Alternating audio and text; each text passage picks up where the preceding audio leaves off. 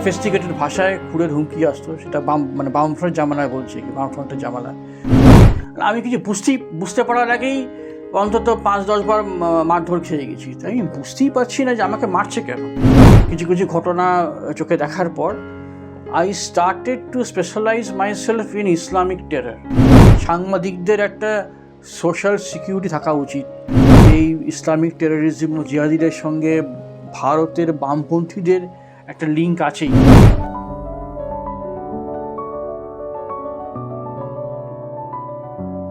নমস্কার, সুনন্দিতের কথা মঞ্চে আজকে উপস্থিত এক বিশেষ গুণী ব্যক্তি, যিনি বিভিন্ন ক্ষেত্রে নিজের দক্ষতা প্রমাণ করেছেন বিভিন্ন সময়ে বিভিন্ন জায়গায়। আমাদের সাথে রয়েছেন আজকে সিদ্ধার্থ অ্যালবার্ট মজুমদার। নমস্কার আপনাকে।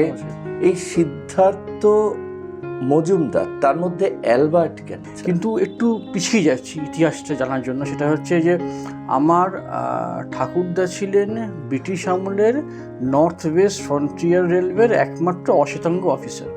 আমার পরিবার ওখানে, আমার বাবার জন্ম করাচিতে, সেন্ট প্যাট্রিকে পড়াশোনা, সেখানেই বেড়ে ওঠা। এবার যখন ইন্ডিপেন্ডেন্স ক্রমশ এগিয়ে আসছে, যেমন রেলের বাংলো হয়, সেখানে আমরা থাকতাম আর কি। আমার ঠাকুরদা, বাবা, কাকারা ওরা থাকতেন আর কি। তো that was guarded by the Pathans. তো পাঠানরা বলে দেখুন, আমরা কিন্তু অন্য ধরনের মুসলিম, আমাদের সঙ্গে কিন্তু বাকিদের গুলিয়ে ফেলবেন না, আমরা কিন্তু আপনাদের নিমক খেয়েছি, আমরা নিমক হারাম নই, তো আপনাদের কোনো অসুবিধা হবে না, থাকুন। তো ঠিক আছে, ততক্ষণ ঝামেলা শুরু হয়ে গেছে। কিন্তু সেই সময়ই সেই পাঠানরাই এসে কয়েক মাস পরে বললেন যে সাহেব, আপনাদের কিন্তু হিন্দু হয়ে ফিজিক্যালি পাকিস্তানে এক্সিস্ট করা খুব মুশকিল। ওটা কেন? বলে দেখুন, ইন্ডিয়ান সাবকন্টিনেন্টে মুসলিমদের প্রাইম এনিমি হচ্ছে হিন্দু। তো সেক্ষেত্রে আপনি যদি ক্রিশ্চিয়ানিটি নিয়ে নেন, ক্রিশ্চান হলে, ইসাই যেটা বলে ওরা, তাহলে আপনি মোরাললেস সেফ, ফুল সেফ নয়, মোরাললেস সেফ। তো প্রথমে ন্যাচারালি কেউ রাজি হয়নি, আপত্তি জানিয়েছিলেন। তো তাও বলে না, ঠিক আছে, আগে তো বাঁচি। তো সেই সময় টেম্পোরারি ক্রিশ্চিয়ানিটি নিয়ে নেন আমার পরিবার। তো তখন রাতারাতি সব কিছু নিয়ে পালানো আর কি, পশ্চিম পাকিস্তান থেকে ট্রেনে করে। আমার সালটা বোধ হয় 47 কি 46 হবে, দিনটা হচ্ছে 14 অগাস্ট। তারপর দিল্লি থেকে আর্য সমাজে এসে আবার রিকনভার্সন। একাধারে বিজ্ঞাপন সংস্থার কপি লেখক, পাশাপাশি জনসংযোগ আধিকারিক, তার পরবর্তীতে সাংবাদিকতা, এবং এখানেই শেষ নয়, আপনি একজন লেখকও বটে। এই যে চারটে জিনিস, এই সবগুলোকে নিয়ে আপনি ব্যালেন্স করেন কি করে? অ্যাকচুয়ালি আমার প্রথম পছন্দ ছিল কপি রাইটিং। আমি একটি নামী বিজ্ঞাপন সংস্থা, আজকে অনেক বছর আগে, 27 বছর আগের কথা বলছি, বিভিন্ন বড় বড় কর্পোরেট অ্যাড বানিয়েছি। তখন ডিজিটাল মাধ্যম আসেনি, খবরের কাগজের অ্যাড। আমার ইংলিশ অনার্স নিয়ে পড়াশোনা, তারপর যাদবপুর বিশ্ববিদ্যালয় থেকে ফিল্ম নিয়ে কিছুটা পড়াশোনা করি, তারপর মাস কমিউনিকেশন নিয়ে পিজি করি। তো তারপরে আমার বিজ্ঞাপন জগনে ঢোকা, তারপর পিআরে ঢোকা। তো আমি পশ্চিমবঙ্গ শিল্প উন্নয়ন নিগমেও কাজ করেছি। তো সেই সময় একটা বেশ ইন্টারেস্টিং ঘটনা ঘটেছিল। তো তার আগে বলে রাখি, আমার যদি পলিটিক্যাল বলে থাকেন ইনক্লিনেশন, আমি কিন্তু ছাত্র অবস্থায় বামপন্থী। তা আমি মনে আছে নিচের লিফটে দাঁড়িয়ে আছি, লিফটে উঠবো, হঠাৎ করে কয়েকজন লোক পেছন থেকে আসে, এসে আমাকে পেছন থেকে ডাকে, ভাই শোনো। তাই পেছন থেকে টাকাবা মাত্রই শুরু হয়ে যায় ফিজিক্যাল অ্যাসল্ট, চট, থাপ্পড়, ঘুষি। আমি কিছু বুঝতে পারার আগেই অন্তত 5-10 বার মারধর খেয়ে গেছি। তাই আমি বুঝতেই পারছি না যে আমাকে মারছে কেন। তাই মানে আমি কিন্তু হয়তো আপনারা ভুল করছেন, কালকে হয়তো অন্যকে ভেবে মারছেন একই রকম। আমি সিদ্ধার্থ মজুমদার, আমি এখানে, আমি জানি। বলে কি তোর মানে ওয়েস্ট বেঙ্গল ওয়ার্ক কালচার ফেরাবি, কর্মসংস্কৃতি ফেরাবি? বলে মারধর। তখন সিপিএমের আমল। তো ওই শিল্প উন্নয়ন নিগমে প্রায় 19 জন ক্যাজুয়াল লেবারার ছিল। এদের কানে চলে গেছে যে 2 জন ইয়াং ছেলে, তাদের পার্মানেন্ট করা হবে। ওরা বললো এদের করলে আমাদের পার্মানেন্ট করতে হবে। তারপরে বন্ধু বললো একটা কাজ কর, সাংবাদিকতায় চলে যায়। তো দুম করে অপরচুনিটি চলেও এলো। আমি কলকাতায় একটা নামী সংস্থায় কাজ করলাম। তারপর বছর 4 পর আমি চলে গেলাম সর্বভারতীয় টেলিভিশন চ্যানেলে হায়দ্রাবাদে। ওখানে অনেক বছর ছিলাম আর কি, হায়দ্রাবাদে ছিলাম অনেক দিন। তারপর প্রমোশন পেয়ে চলে আসি হাওড়া জেলার ব্যুরো চিফ হয়ে। আচ্ছা, ওখানে তারপর কলকাতাও কাজ করেছি। তো হাওড়ায় ছিলাম 3-3.5 বছর ছিলাম। তো সেই সময়টা একটা ইন্টারেস্ট জাগে কিছু কিছু ঘটনা চোখে দেখার পর। I started to specialize myself in Islamic terror. জিহাদ নিয়ে কাজ করার একটা বিভিন্ন জিনিস দেখে আমার মনে হয়েছে এটা বেশ ইন্টারেস্টিং জিনিস, তো কালচার করা যায়, এখানে খুব রিস্কি। আমি খুব ভালো সাপোর্ট পেয়েছি। আমি ওই সিক্রেট ক্যামেরা পেয়েছি, স্পাই ক্যাম যাকে বলা হয়। স্পাই ক্যাম নিয়ে প্রচুর স্টিং অপারেশন করেছি। তো একবার চেস করেছি, আমিও চেস করছি, এরাও চেস, হিন্দি সিনেমার চেস আর কি। করতে করতে করতে করতে এটা ব্লাইন্ড লেন, আর উপায় নেই। তা আমি সারেন্ডার করে দিই। তা আমাকে রাস্তায় ফেলে মারধর করে, কিন্তু আমার কপাল ভালো ছিল যে আমার হেলমেট পরা ছিল, এবং ওরা কিন্তু আমাকে হেলমেট খুলতে বলেনি, শুধু আমার ফেসটা বেঁচে যায়। আপনার যে কাজের অভিজ্ঞতা, সেখানে একটা জায়গায় আসি। তো এই যে ক্রিয়েটিভ কনসেপ্ট, এটাই কি কপিরাইটিং এর শেষ কথা? শেষ কথা হয়তো নয়, কারণ আমার কয়েকটা অভিজ্ঞতা মনে আছে। আমি তখন জিঙ্গলস লিখতাম, বিভিন্ন ধরুন কোনো পেনের বিজ্ঞাপন এলো সেটাও করেছি, ফ্যানের বিজ্ঞাপনও করেছি, আলতা সিঁদুরের বিজ্ঞাপনও করেছি। এবার তখন বলতাম ক্রিয়েটিভের সঙ্গে, ক্লায়েন্ট এলো, বলে আমার এরকম চাই, হবে ফ্রন্ট পেজে, হবে একটা এই এত, তখন স্কোয়ার সিমের কনসেপ্ট তখন আসেনি। তখন ওই হাফ পেজ, কোয়ার্টার পেজ, ওইভাবে হিসেবটা হতো আর কি, মানে কলম সেন্টিমিটার ছিল সেই। তো বললো আমার এরকম এরকম লাগবে। তা আমি লিখলাম ফার্স্ট চয়েস, সেকেন্ড চয়েস। উনি দেখলাম থার্ড চয়েস যেটা আমার সে অর্থে পছন্দ নয়, ক্লায়েন্ট সেটা পছন্দ করেছে। তো সেইটা একটু ডিফিকাল্ট পোর্শন, মানে কিছু ক্ষেত্রে কালচারাল মিসম্যাচ হয়ে যায়। হয়তো যিনি তোরা প্রচুর কত পয়সা করি আছে ক্লায়েন্টের, কিন্তু একটা কালচারাল গ্যাপ রয়েছে। এবার আমাকে সে অর্থে একটু নেমে গিয়ে ভাবতে হচ্ছে, মানে ওনার মতো করে ভাবতে হচ্ছে। ইমোশনাল নাকি র্যাশনাল, কোনটা বেশি কাজ করে এক্ষেত্রে?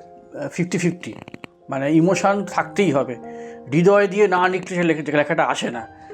আবার র্যাশনাল, হৃদয় দিয়ে খুব লিখছি, কিন্তু ক্লায়েন্ট বলছে যে এত বেশি বড় হয়ে গেলে চলবে না, আমার তো আমি তো কোয়ার্টার পেজ অ্যাড দেবো, আপনার তো half page ad, full page অ্যাডের হয়ে গেছে।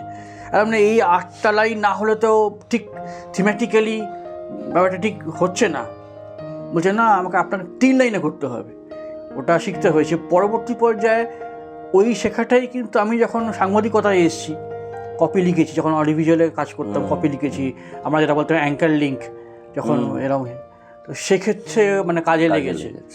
টেকনোলজি যেভাবে ডেভেলপ করেছে, এখন আর্টিফিশিয়াল ইন্টেলিজেন্সের যুগ, এআই কি কোথাও গিয়ে সেটাকে মানে প্রভাবিত করছে? একদমই তাই। আমি তো বলবো এআই হয়তো কর্মক্ষেত্রে সুবিধা করে দিয়েছে, কিন্তু ক্রিয়েটিভ মাইন্ডটা ডিমিনিশ হয়ে গেছে। মানে আমি মাথা খাটিয়ে একটা জিনিস বার করতাম, মাথা খাটাতে হচ্ছে না, চ্যাট জিপিটিতে মারলাম চলে এলো। সুতরাং আমি একটা 100 ওয়ার্ডের বা 300 ওয়ার্ডের লেখা নিজে লিখতাম, এখন তো আমি গুগলে ফেলছি, আমার 200 ওয়ার্ড চলে এলে এবার আমি 100 ওয়ার্ড যোগ করে একটু আমার ক্রিয়েটিভ এফার্টটা, মানে আমার গ্রে সেলগুলো আর খুব বেশি কাজে লাগছে না। সে অর্থে মানে আমি মনে করি কোয়ালিটি হিউম্যান রিসোর্স ডেভেলপমেন্টের পক্ষে খারাপ। সোশ্যাল মিডিয়ার যুগ, এই যুগে পিআর কতটা চ্যালেঞ্জিং? পিআর যথেষ্ট চ্যালেঞ্জিং, কারণ আগে আমরা যখন পিআরে ছিলাম তখন তো পিআর এজেন্সিও খুব কম ছিল, ফ্যাক্সের যুগ। এখন তো সব হোয়াটসঅ্যাপে ইনভিটেশন চলে আসে, তো পিআরটা অনেক সহজ হয়ে গেছে নেবে। মানে আগে যেমনি আমার মনে আছে ক্লায়েন্টকে জানাতে হতো, সাংবাদিকদের করতে গেলে আমাদের ফ্যাক্সে জানাতে হতো, টেলিফোনিক রিমাইন্ডার দিতে হতো, ফ্যাক্স রিমাইন্ডার দিতে হতো, তারপর সেই পেসেজগুলোকে লেখা, সেগুলোকে ফিজিক্যালি পৌঁছে দেওয়া খামে করে করে, সেটা 90-এর শেষের দিক বা 2000-এর প্রথম দিককার। এখন তো বিকেল 4টে প্রেস কনফারেন্স শেষ হলো, 4:30-এর মধ্যে চলে এলো আমাকে হোয়াটসঅ্যাপে কপি। তো এখন পিআরের কাছে কাজটা অনেক সহজ হয়ে গেছে। আমি বলবো সাংবাদিকের কাজটাও অনেক সহজ হয়ে গেছে। আগে সাংবাদিককে আমরা রিরাইট করতে হতো। এই যে এক্সপিরিয়েন্স, এটা আপনার সাংবাদিকতায় মানে কাজে লাগছে? তার কারণ কি, আমি যখন পিয়ারে কাজ করেছি তখন টেবিলের এদিকে ছিলাম, সাংবাদিকদের ডাকতাম, তারা কি চাইছে না চাইছে সেটা বুঝতে হতো। তো ওটা একটা খুব কঠিন ব্যাপার যে আমাকে মিডিয়াকেও মানে অ্যাজ এ পিয়ার পারসন ক্লায়েন্টকেও খুশি রাখতে হবে, সাংবাদিককে খুশি রাখতে হবে, যারা যেন ভালো করে কাভারেজগুলো দেয়। বা চ্যালেঞ্জ কতটা? পরবর্তী পর্যায়ে মনে হচ্ছে সাংবাদিকতাই বেশি, কারণ রিস্কটা বেশি। বিশেষ করে পলিটিক্যাল রিপোর্টিং যখন করতে গেছি তখন আমি যখন আপনাকে বলেওছি যখন হাওড়ায় ছিলাম তখন সিপিএমের প্রচুর করাপশন ছিল কর্পোরেশনে, সেগুলোকে আমাকে ব্রেক করেছি ভায়া স্পাই ক্যাম্প, স্টিং অপারেশন করেছি। পরবর্তী পর্যায়ে বন্ধের দিন মারও খেয়েছি, ফিজিক্যাল অ্যাসল্টও হয়েছে, তো খুনের হুমকি পেয়েছি। আমার এখনও মনে আছে আমি তখন বহু সময় স্কুটার নিয়ে সেকেন্ড ব্রিজ বা হাওড়া ব্রিজ ক্রস করতে রাত্রি 2:30-3টের সময়, পার্কস্ট্রিটে আসতাম, তখন আমার অফিস ছিল, আবার চলে যেতাম হাওড়াতে। তো আমাকে হুমকি আসতো যে আপনি 2:30-এর সময় 3টের সময় ক্রস করছেন, আপনার এই মডেলের স্কুটার, এই নম্বর, ধরুন যদি আপনার কোনো ট্রাক মেরে দিয়ে চলে গেল কী হবে। তো এরকম খুনের হুমকি, খুব সফিস্টিকেটেড ভাষায় খুনের হুমকি আসতো। সেটা বামফ্রন্ট জামানায় বলছে কি, বামফ্রন্টের জামানায়। তো এরকম হয়েছে, অনেকবারই হয়েছে। এবং পলিটিক্যাল প্রেশারটাও খুব ইম্পর্টেন্ট। আমার মনে আছে কদিন আগে আরজি করও যখন হয়েছে, আমি যে মিডিয়ায় রয়েছি নাম বলছি না, তো সেটা একটি সর্বভারতীয় দৈনিক, সেখানেও একটি পার্টিকুলার বা কিছু পার্টিকুলার দলকে বেশি প্রাধান্য দেওয়াতে রুলিং পার্টির একটু হয়ে যায়, একটু মানে। সাংবাদিকতায় কি নিরপেক্ষতা রাখা সম্ভব? টেকনিক্যালি সম্ভব, প্র্যাকটিক্যালি সম্ভব নয়। কারণ আমরা তো হিউম্যান বিইং। ও লিখবার সময় আমার ভেতরে যেদিকে আমি ইনক্লাইন্ড, একটা হচ্ছে যে আমার কোম্পানিটা পলিসি আছে, আমি লেফটিস্ট বা রাইটিস্ট বা সেন্ট্রিস্ট, সেটা ফলো করতে হবে। এবার আমি কাজ করছি ডানপন্থী মিডিয়াতে, নিজে বামপন্থী, খাপ খাওয়ানো খুব মুশকিল। আবার ঠিক উল্টোটা, তখন আমার যেটা ভাবনা চিন্তা নয় সেটাকে আর্টিফিশিয়ালি মোল্ড করে তার মতো করে করা, সেইটা একটা খুব ডিফিকাল্ট ব্যাপার আর কি। সেটাকে তো ব্যালেন্স করতেই হয়, ওটা তো প্রফেশনাল। তো এখন তো সোশ্যাল মিডিয়ায় এত সোশ্যাল মানে যারা ওয়েব পোর্টাল বলছে প্রচুর, মানে ভুরি বেরিয়ে গেছে, সেখানে প্রচুর ফেক নিউজ বেরোচ্ছে, সেইগুলোকে কি করে মোকাবিলা করে? একটা সোশ্যাল মিডিয়া রেগুলেশন অথরিটি যদি এরকম কিছু করে দেওয়া যায়, কিছু রেস্ট্রিকশনস থাকলো যে এগুলো করা যাবে না, তার সাথে সাথে আমাদের আর একটা খুব ভালো মনে হয় যে সাংবাদিকদের একটা সোশ্যাল সিকিউরিটি থাকা উচিত, যেটা সেটা সরকার প্রোভাইড। ওদের তো সেই মতো আইডেন্টিটিও নেই, না আইডেন্টিটিও সোশ্যাল মিডিয়ায় কাজ করে, তাদের তো সেই আইডেন্টিটিও নেই। তো সেটাও যদি একটা সোশ্যাল মিডিয়া কাউন্সিল বা সোশ্যাল মিডিয়া রেগুলেশন অথরিটি এরকম যদি কিছু একটা করা যায়, যে তারাও মান্যতা পেল। ইভেন আমাদের প্রেস ক্লাবও তাদেরকে দেয় না, রেকগনিশন দেয় না। এটা কিছু একটা তো সরকারের ব্যবস্থা করা উচিত। কোথাও কি মনে হচ্ছে যে এই যে মেইন স্ট্রিম মিডিয়া, এই সোশ্যাল মিডিয়া তাদের একটা প্রতিদ্বন্দ্বী হয়ে উঠছে? কিছুটা তো বটেই, কারণ অনেকেই বলে আরে সকাল তো ফোনেই সব খবর পেয়ে যাচ্ছে, আর খবর পড়ে কী হবে। তো একটা কিছুটা হলেও ভাগ তো বসাচ্ছে, সেটা খুব একটা যে হয়তো কোয়ালিটি ভাগ বসানো তা নয়, কারণ রিডিং হ্যাবিট চলে যাওয়াটা খুব বাজে। আপনি একটা বই লিখেছেন এবং বইটার সেই বিষয়টা একটু অন্যরকম। প্রথম বইটা দেখাই, বইটা হচ্ছে actually the destiny of Joy. এটা একটা ইংরেজিতে লেখা আর কি উপন্যাস, তো সেটা বেশ কয়েক বছর আগে বার করা। তো এইটা কিন্তু আমাকে আমার বন্ধু বলে যে আমার তো প্রচুর অভিজ্ঞতা হয়েছে, ফিল্ড নোটস নিতাম, তো ইসলামিক টেররিজম নিয়েও কাজ করেছি কম বেশি, খুবই সামান্য বললেই হয় আর কি। তো তখন হঠাৎ মনে হয় যে বই আকারে লেখা যায়। তো আমি তখন আস্তে আস্তে বই আকারে লিখতে শুরু করি। তো ফিল করে তারপর কিছু ন্যাচারালি ফ্যাক্ট অ্যান্ড ফিকশন তো হবেই, mixture of fusion of fact and fiction, কিছু ফিকটিশিয়াস ক্যারেক্টার তৈরি করতেই হয়। এটা আমি এখন হাওড়ায় যখন আমি গিয়েছিলাম, ওখানে আমি দেখেছি যে হাওড়া কীভাবে ইসলামিক টেররিজমের ডেন হয়ে গেছে, মানে আইএসআইয়ের স্বর্গরাজ্য, টেররিস্টরা, সেটাই মেইন চ্যানেল আর কি। সেখানে বিভিন্ন জায়গায় গেছি, খোঁজ খবর নিয়েছি, অনেক জিনিস দেখেছি যেগুলো দেখা উচিত না হয়তো, সেগুলো আমি চেষ্টা করেছি বইতে লেখার। এই বইতে ফুটবলও একটা বড় পোর্শন আছে। ফুটবলটার সঙ্গে অর্থাৎ জিহাদের ডিরেক্ট কোনো সম্পর্ক নেই, কিন্তু একটা সম্পর্ক তৈরি হয়েছে। তো এই বইটা লিখি। তো লেখার পর আমাকে সেনাবাহিনীর যারা মিলিটারি ইন্টেলিজেন্স, তাদের হেল্প পেয়েছি। I am very thankful to an x র অফিসার, যার সঙ্গে আমার দেখা হয়েছিল, কথা হয়েছিল। আমরা দক্ষিণ কলকাতার একটি এক্স লোকেশনে মিট করি, যে আমাকে প্রচুর তথ্য দেন এবং বলেন যে আপনার সঙ্গে আমার কিন্তু আর দেখা হবে না, কথাও হবে না, যা জানা জেনে নিই। তো উনি এক্স ছিলেন, তাতেই এমন এমন জিনিস বলেছিলেন আমার প্রায় চেয়ার থেকে পড়ে যাওয়ার মতো অবস্থা। তারপর আমাকে জেনারেল শঙ্কর রায়চৌধুরী প্রচুর হেল্প করেছেন। উনি ডেকেছিলেন বাড়িতে, বলে দেখুন শোনান দেখি আপনার এটা। উনি বললেন যে আপনি এগুলো লিখেছেন বইয়ের মধ্যে? বললেন হ্যাঁ। বলে এক্ষুনি কাটুন এই যে পোর্শনগুলো। কেন? বলে এগুলো ন্যাশনাল সিকিউরিটি, কিন্তু আমার জানারই কথা না। এই জন্য আমি বেশ কিছু পোর্শন, কিছু চ্যাপ্টার বাদ দিতে বাধ্য হই। আচ্ছা, যে এমন এমন জিনিস ন্যাশনাল সিকিউরিটির ব্যাপারে। তো এখানে মোটামুটি এখানে মুসলিম ইমিগ্রেশন নিয়ে আমরা লিখেছি, যে কী করে নর্থ ইস্ট এবং ওয়েস্ট বেঙ্গলেও কী করে ইললিগাল মুসলিম ইমিগ্রেশন হচ্ছে, কারা হেল্প করছে, কীভাবে হেল্প করছে, ইকোসিস্টেমে কারা কারা জড়িত আছে, এবং জিহাদিদের মোটিভ, তাদের প্ল্যান অফ অ্যাকশন, তাদের প্ল্যানিং কী। এবং খুব দুঃখের সাথে বলছি যে এই ইসলামিক টেররিজম ও জিহাদিদের সঙ্গে ভারতের বামপন্থীদের একটা লিঙ্ক আছেই। এটা অনেকের হয়তো শুনতে খুব খারাপ লাগবে, কিন্তু some way or the other they are related. কী করে বামপন্থীরাও এদের সঙ্গে যুক্ত হয়ে গেছে, আমি কোনো পলিটিক্যাল পার্টির নাম করছি না, কিন্তু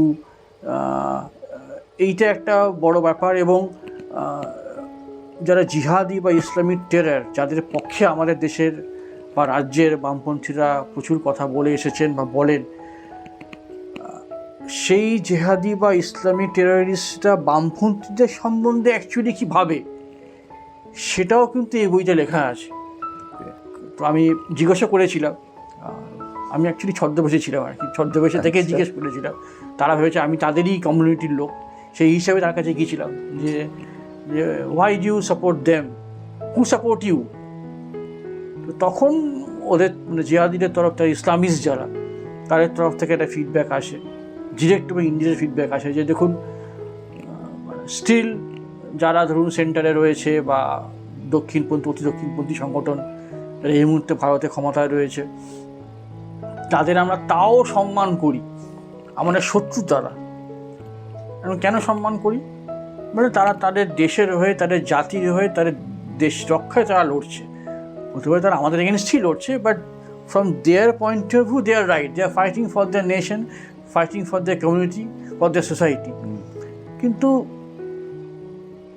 যারা বামপন্থীরা আর কি, আপনার মনে আছে বলেছিলেন যে जो लोग अपना मज़हब का ना हो सका, अपना कौम का ना हो सका, वो अपने देश के क्या होंगे, हमारे क्या होंगे, हम तो फिर भी बाहर से आए हैं। মানে যারা নিজের, যেই বামপন্থীরা নিজের দেশের হতে পারলো না, নিজের সম্প্রদায়েরও হতে পারলো না, তারা ইসলামের মুসলিমদের কি হবে? আমরা তো তাও বাইরে থেকে এসেছি, আফটার অল মুসলিমরা ইনভেডার। তো এই ভাবনার চিন্তাটা আমার খুব ধাক্কা দিয়েছিল।